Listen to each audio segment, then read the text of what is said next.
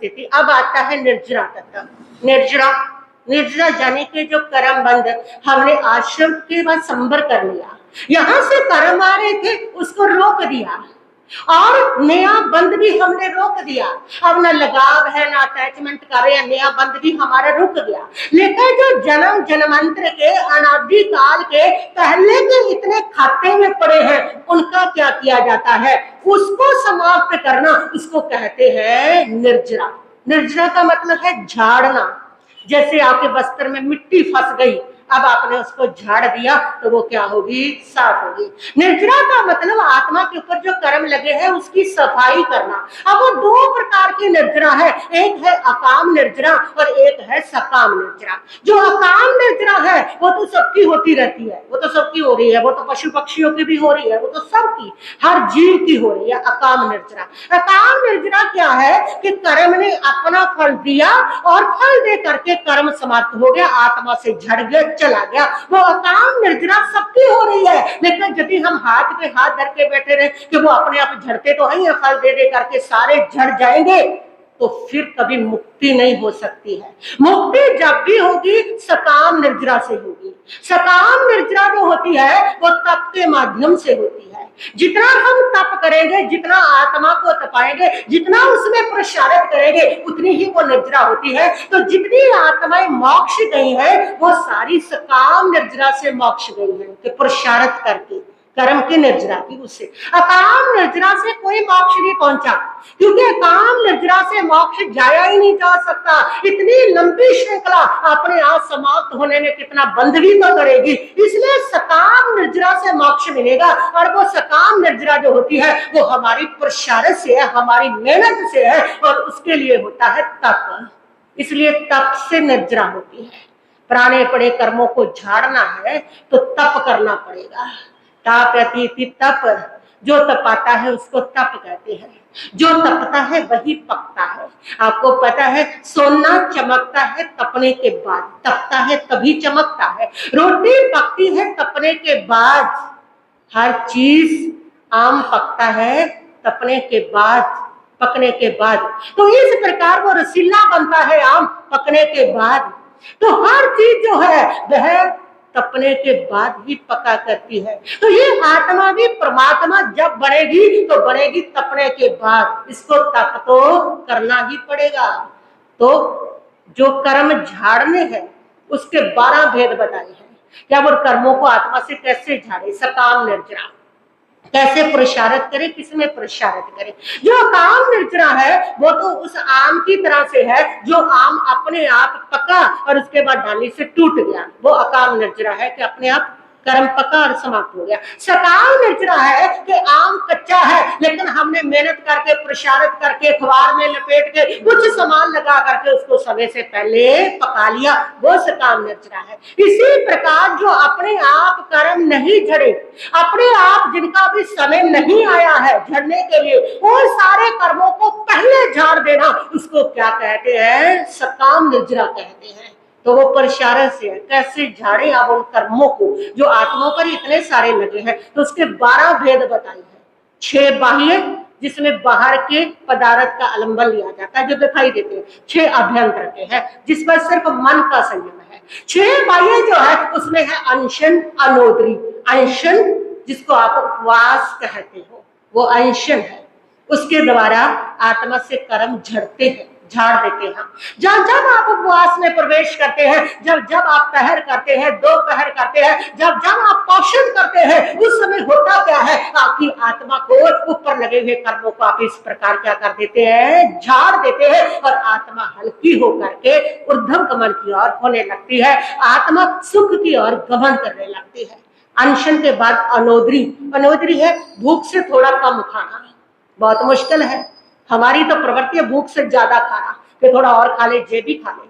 भूख के लिए नहीं खाते हम, ये शरीर नहीं मांगता हमारा कि हमें चाहिए, सिर्फ हमारा मन मांगता है, मन की इच्छा ही मांगती है, मन का लोभ मांग रहा है, ये भी खा लो वो भी खा लो। शरीर की इतनी जरूरत नहीं है, शरीर से तो आराम से आप उपवास कर सकते हैं, कोई जरूरत नहीं। आपने कभी नोट किया है जिस दिन आपकी दुकान पर बहुत ज्यादा ग्राहक आए हुए हैं ना, बहुत ज्यादा कस्टमर, पैसे आ रहे हैं, छना छन हो रही है, उस दिन आपको दोपहर का खाना भी नहीं खाया, शाम के खाने का भी समाचार आया, बस अभी आज बहुत ग्राहक है, पैसों के नोट गिर रहे हैं, पूरा दिन कुछ भी नहीं खाया, तब भी आपको ना वीकनेस आती है ना भूख लगती है। इसका मतलब शरीर की जरूरत तो है नहीं, शरीर से तो आराम से निकल सकता है।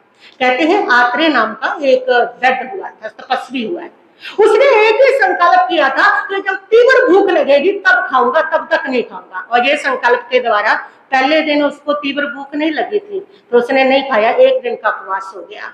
ऐसे करते करते फिर उसको 2 दिन भी भूख नहीं लगी, 2 दिन नहीं खाया, 3 दिन भी तीव्र भूख नहीं, 3 दिन नहीं खाया, ऐसे करते करते मांस का मन तक पहुंच गया था। तो ये जितना खाने की इच्छा होती है ना, ये सिर्फ मन की तृष्णाएं है, मन का लोभ लालच है, शरीर की डिमांड है, लेकिन इतनी नहीं है कि आप सारा दिन खाते चले जाओ। शरीर की इतनी डिमांड नहीं है कि आप पूरा टाइम खाते रहो, शरीर की तो इतनी ही डिमांड है कि आप उपवास आराम से कर सकते हो, इतनी डिमांड है। इसीलिए तो लोग अठाई कर जाते हैं, इसीलिए तो लोग मांस कवन भी कर जाते हैं, इसीलिए होता है। तो तप, अनशन, अनोदरी, अनोदरी का मतलब भूख से कम खाना। तो जब भी आप भूख से कम खा रहे हो तो आप उन कर्मों को झाड़ रहे हो। भिक्षाचरी ये साधुओं के लिए है, उससे भी कर्म की क्या होती है, कर्म झड़ा जाता है, कर्म झड़ जाते हैं। भिक्षा लेने जा रहे हो, इसीलिए तो गुरु जी महाराज दया व्रत करवाते हैं, और दया व्रत में भी भिक्षु व्रत है कि कभी भिक्षा ला करके देखो, जा करके गांव में पहुंचो और वहां से भिक्षा लाओ, उससे क्या होता है, कर्म झड़ते हैं आपके। तो ये परमात्मा का बताया हमारे घर भिक्षाचरी हो जाता है। और उसके बाद आता है विविध शय्या आसन, यानी कि यहाँ पर एकांत में कैसी भी है उस पर सोना, तो उससे भी होता है काया क्लेश, शरीर को कष्ट देना शरीर के द्वारा, कि आपको ये जो हम लोच करते हैं, विहार करते हैं, ये जितनी कठिन क्रिया करते हैं जिससे हमारे शरीर को कष्ट मिलता है, उससे भी आत्मा के कर्म क्या होते हैं, झड़ते हैं। तो आपकी ये सारी शंका का निवारण हो जाएगा कि शरीर को दुख देने से क्या होता है। बहुत सारे लोग कहते हैं शरीर को दुख देने से क्या होता है, शरीर को दुख देने से क्या होता है, जैसे मान ली आत्मा को शुद्ध करना है तो हम शरीर के द्वारा ही तो करेंगे ना। जैसे आपने दूध को उबालना है, उबालना तो अब दूध को है, लेकिन आप पतीले में डाल के दूध को गर्म करेंगे, अब पतीला तो बेचारा गर्म होएगा ही ना, बिना पतीला गर्म हुए दूध गर्म नहीं होएगा। उसी प्रकार हमारी आत्मा की शुद्धि ये शरीर रूपी पतीले को जब तक नहीं तपाओगे तब तक ये आत्मा की शुद्धि नहीं होएगी, ये उसका माध्यम है। इसलिए शरीर को ये कष्ट का या क्लेश दिए जाते हैं, उससे भी आत्मा के कर्म झड़ते हैं। फिर छठा है रस परित्याग, के 6 प्रकार का रस है, उस रस में इंटरेस्ट ना लेना, जैसे एंगल करना, संभाव से कर जाना, उससे भी कर्म झड़ते हैं। ये 6 तो बाह्य है और 6 अभ्यंतर है। वो है मन के ऊपर संयम, प्राश्चित करना, आपसे पाप हो गया, आपने गुरु महाराज से प्राश्चित ले लिया करके, और उन्होंने आपको उपवास का प्राश्चित दे दिया और पोषण का प्राश्चित दे दिया, कोई भी प्राश्चित आपको दे दिया, उससे भी कर्म झड़ते हैं। फिर विनय, विनय को धारण करने से, विनम्रता में रहने से कर्म झड़ते हैं। व्यावृत्ति, सेवा करने से, गुरुजनों की सेवा, दुखियों की सेवा, जितनी सेवा करेंगे, जितनी सेवा भाव आते हैं, उससे भी कर्म क्या होते हैं, झड़ते हैं। विनय है, व्यावृत्ति है। तो इस प्रकार स्वाध्याय है, अपनी आत्मा का स्वाध्याय करना, अपने आप का अध्ययन करना, धर्म शास्त्रों को पढ़ना, उससे भी कर्म झड़ते हैं। काउत्सर्ग है, काउत्सर्ग से भी कर्म झड़ते हैं। ध्यान के द्वारा भी कर्म झड़ते हैं। तो इस प्रकार ये पुरुषार्थ है सकाम निर्जया, यानी कि 12 भेदों को अपना करके हम अपना इनमें पुरुषार्थ करके इस प्रकार तप को तप करके जो पहले के पड़े हुए अनंत जन्मों के कर्म है, उन कर्मों को क्या कर देते हैं, झाड़ देते हैं। जब वो सारे कर्म झड़ गए, आने का रास्ता बंद भी नहीं रहे और पुराना भी समाप्त कर दिया, उसके बाद आत्मा शुद्ध हो जाती है, निर्मल हो जाती है, और आत्मा के अंदर ज्ञान दर्शन, केवल ज्ञान, केवल दर्शन क्या हो जाता है, प्रकट हो जाता है। केवल ज्ञान 3 लोकों में बरत रहा, सारा जितना पदार्थ के ऊपर, जीव के ऊपर जितनी क्रियाएं हैं, उसके गुण है, वो सारे का सारा जान जाना।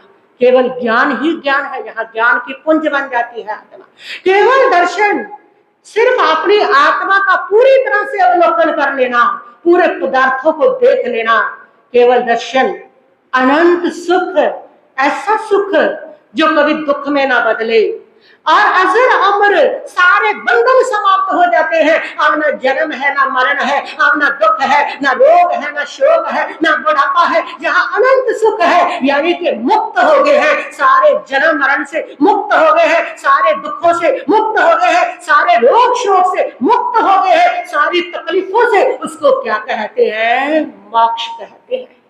यहाँ पे सब ये दुख जो भोग रहे हैं, पल पल कभी मन का दुख है, कभी तन का दुख है, कभी समाज का दुख है, कभी परिवार का दुख है, कभी परिस्थितियों का दुख है, कभी कैसा दुख है, इन सारे दुखों से यहाँ मुक्त हुआ जाता है। उसको कहते हैं मोक्ष। और ये सारे दुखों से मुक्त हम तब होते हैं जब कर्म से मुक्त होते हैं। जब तक कर्म पड़ा रहेगा तब तक दुख पड़े रहेंगे, और जब कर्म से मुक्त होंगे तो सारे दुखों से मुक्त होंगे, और मुक्त होकर के तब आत्मा परमात्मा बन जाती है, सिद्ध बन जाती है, और वो सिद्ध भगवान के स्वरूप में समा जाती है। और वहां पर फिर वो आत्मा करती क्या है? क्या करती है वहां पर? वहां पर वो आत्मा अनंत ज्ञान से त्रिकालवर्ती सारे पदार्थों को जानती है, अपनी आत्मा का पूरी तरह से अवलोकन करती है। और वहां पर वो आत्मा अनंत सुख का, यानी कि भीतर का वह जो अनंत चिदानंद सुख है, उस सुख में हर पल उपभोग करती है। उस सुख में वो आत्मा क्या करती है? रमन करती है। वहां पर अब उसको कोई दुख नहीं है, कोई तकलीफ नहीं है, वो जन्म मरण का कोई बंधन नहीं है। तो इस प्रकार उसको मोक्ष कहा गया है। मुक्त हो जाना सारे दुखों से, और सारे दुखों से मुक्त होंगे। जब मुक्त होंगे सारे कर्मों से, तब जाकर के सारे दुखों से मुक्त होंगे।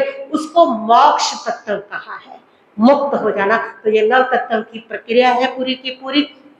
तो इस प्रकार इन भावों को अपना करके आप अपना जो आश्रम हो रहा है कर्मों का, आश्रम से भी बचें कि कैसे कैसे आश्रम को हम लेकर के आते हैं। फिर उसका संवर करें, और संवर के बाद निर्जरा, और निर्जरा के भेद मैंने आपको बता ही दिए हैं कि आपको ये 12 भेद जो है इनका आप परिपालन करें। तो आपके सामने ये चतुर्मास वो निर्जरा के लिए ही तो आता है ना। इसमें गुरु महाराज, गुरु जी महाराज आपको कितनी प्रेरणा देते हैं तपस्या की। 28 कर लो, 13 कर लो, वो कर्म निर्जरा आपकी हो रही है, आपके लिए तो करते हैं। क्योंकि गुरु जो होते हैं ना, साधु संत जो होते हैं ना, वो भगवान की वाणी के संवाहक होते हैं, और उनकी वफादारी होती है परमात्मा के प्रति कि उनके संदेशों को, उनके धर्म को, उनकी वीर संतानों को अगर वो कहीं दुखों में गिर रही है, पड़ रही है, वहां से निकालना, उनको सही मार्ग पर लाना, सही रास्ता बताना, ये उनका दायित्व होता है। और अपने उसी दायित्व को निभाते हुए संत आपके द्वार पर आते हैं, आपको प्रेरणाएं देते हैं, प्रेरणा दे करके आपके कर्मों की निर्जरा करवाते हैं, कर्मों को झड़वाते हैं, ताकि आपके बहुत सारे जो दुख है उस निर्जरा के साथ ही क्या हो जाते हैं? समाप्त हो जाते हैं। लगता है एक बार आपको पौषध, गुरु जी महाराज पौषध करें, बहुत कठिन है, पौषध कैसे करूंगा, या फिर उठाई कैसे करूंगा, लगता है। लेकिन आपको ये नहीं पता कि ये जो दुख लग रहा है, इस दुख ने, इस तप ने आपके जीवन का कितना सारा कोई बड़ा जो दुख था उसको क्या कर दिया? समाप्त कर दिया। क्योंकि इससे आपके कर्म की निर्जरा होगी। ऐसा कोई कर्म पड़ा था जिसने कोई दुख लेकर के आपके जीवन में पहुंचना था, लेकिन आपने तप कर लिया और उसको निर्जरित कर दिया, और उस दुख से आप क्या हो गए? मुक्त हो गए। तो बड़े दुख को टालने के लिए छोटा सा दुख तप है, जिसके द्वारा बड़े दुख क्या हो जाते हैं? टल जाते हैं। और ये आपको पता ही है कि श्रीपाल का कोढ़ दूर हुआ तो तप के द्वारा ही हुआ है। ये तप की ताकत है, तप की शक्ति है। और तो और देखो, आप इतने बड़े बड़े जो चक्रवर्ती है ना, इतना पुण्य लेकर के जो आते हैं चक्रवर्ती, उनको भी जब कोई अपने काम सिद्ध करने हैं, चाहे वो भौतिक काम ही है, उनको भी तेला करना पड़ता है, उनका भी पुण्य। पर हमारे पास तो इतना पुण्य है भी नहीं है चक्रवर्ती जितना, तो जो हमारे काम सिद्ध होते रहे। तो हमें भी अपने उन दुखों से मुक्त पाने के लिए, उन विघ्नों का निवारण करने के लिए तप का सहारा तो लेना ही पड़ेगा। रोने से विघ्न दूर नहीं होंगे कि आप रो रहे हैं आपके विघ्न दूर हो जाएंगे। आप कहते फिर रहे हैं हाय मैं दुखी हूँ, हाय मैं दुखी हूँ, हाय मेरा ये हो गया, आपका दुख दूर हो जाएगा। या आप दूसरों के आगे झोली पसार करके खड़े हैं, हाय मेरा दुख दूर कर दे, मेरा दुख दूर कर दे, नहीं होगा। इसके लिए आपको पुरुषार्थ करना पड़ेगा, और वो पुरुषार्थ है तप। तप में प्रवेश करो, जितना होता है करो, जरूरी नहीं है उपवास नहीं होता, पहर कर लो, दोपहर में दोपहर करो, नवकार्सी करो, घंटे घंटे का पचकान करो, जैसा भी करो। और अगर प्रसारत है तो उपवास करो, औषध करो, अठाई करो। भगवान कहते हैं अगर तुम्हारे अंदर शक्ति है, फिर तुम लालचवश अपनी शक्ति का प्रयोग नहीं करते हो तो अपनी शक्ति को तुम कमजोर करते हो। तुम चोर हो, भगवान के तब के चोर हो कि शक्ति है फिर भी हम खाने के लालच के वश में उसका गोपन जब करते हैं तो बहुत बड़ा पाप है। बहुत बड़ा, परमात्मा ने कहा है उदार नहीं होगा जल्दी जल्दी। अपनी शक्ति का जितना प्रयोग करोगे आपकी शक्ति उतनी बढ़ेगी। आप सोचते हो तप करने से कमजोर होगा, कमजोर नहीं। आप देखिए भगवान के समय में इतने मुनियों ने तप करे, मास मास का मन तप करके शरीर उनका सूख गया, लेकिन शक्ति इतनी उनके भीतर पैदा होगी थी, इतनी उनके भीतर पैदा होगी थी कि पूरे ब्रह्मांड को हिला सकते थे। कमजोर नहीं आती, कमजोरी तो आती नहीं है, शक्ति बढ़ती है उल्टा। एक बार लगता है जब तप करते हैं, जब शरीर को वो कर्म परमाणु ढूंढते हैं ना, जब शरीर को थोड़ी हलचल होती है तो उससे थोड़ी वीकनेस होती है, लेकिन जब आप उस तप को करते हैं वो तप आपकी आत्मा में कितनी शक्ति भरता है, कितना आत्मविश्वास भरता है वो तप आपकी आत्मा में। तो उसके द्वारा आपके बहुत सारे विघ्नों का निवारण होता है। तप को भगवान ने मंगल रूप कहा है, पहले ही गाथा है, धम्मो मंगल मुक्तिदम अहिंसा संयमो तबो। ठीक है कि सबसे उत्कृष्ट मंगल जो है धर्म, वो कौन सा? अहिंसा, संयम और तप। इसलिए तप को मंगल ही नहीं उत्कृष्ट मंगल कहा है। उत्कृष्ट मंगल है ऐसा मंगल जो जीवन के सारे अमंगल को हर लेता है। इसीलिए तो चक्रवर्ती हो, चाहे तीर्थंकर है, चाहे वासुदेव है, बड़े बड़े जो महापुरुष है, उन्होंने भी तप को स्वीकार करके अपने सारे कार्यों को क्या किया है? सिद्ध किया है। तो तप आ रहा है आपके पास संवत्सरी पौषध का संदेश लेकर के। संवत्सरी पर्व साल में एक ही बार आता है और बहुत बड़ा पर्व है। ऐसा पर्व है जिसको परमात्मा भी मनाते हैं, तीर्थंकर भी मनाते हैं। ये वो पर्व है और इस पर्व पर हर जैन कहलाने वाले व्यक्ति का फर्ज बनता है कि इस दिन उसका पौषध होना चाहिए, सारी चीजों का त्याग होना चाहिए। इस दिन घर के अंदर चूल्हा नहीं जलना चाहिए।